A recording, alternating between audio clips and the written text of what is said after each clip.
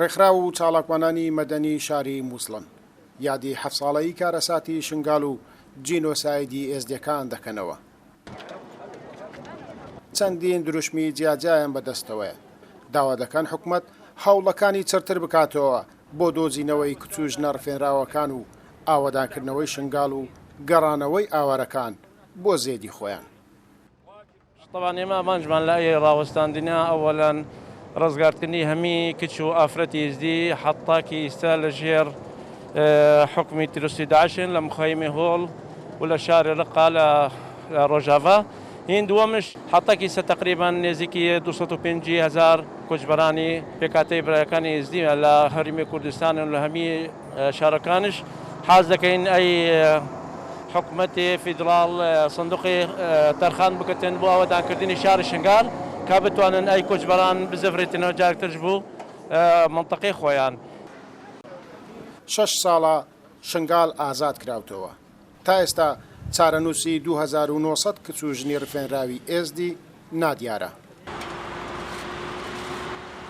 لە 2014 بەهۆی داگیرکردنی مووسڵ و شار و شارۆچکانی پارێزگای نینەوە لایەن تیرۆریستانی داعش بەشێکی زۆری عەرەب و کورد و پێکاتەکانی ئەم پارێزگایە ئاوارە بوون. بەڵام لە دوای ئازادکردنەوەی شارەکان ڕێژەیەکی زۆریان گەڕانەوە ناوچەکانیان. تەنها شنگاڵیەکان نەبێت کە تا ئێستا گوند و کۆمەلگایەکانیان بە وێرانی ماوتەوە و 170 ئاوارەن.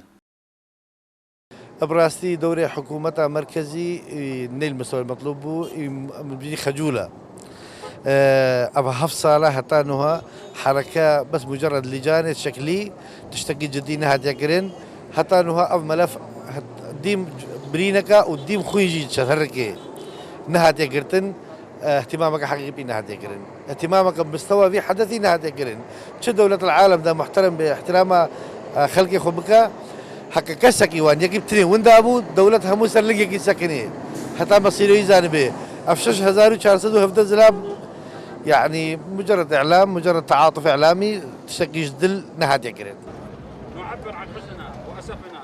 ساڵانە لە زۆربەی پارێزگایەکانی عراق و شار و شارۆچکانی هەرێمی کوردستان یادی کارەساتی شنگال و جینۆسایدی ئێزدیەکان دەکرێتەوە.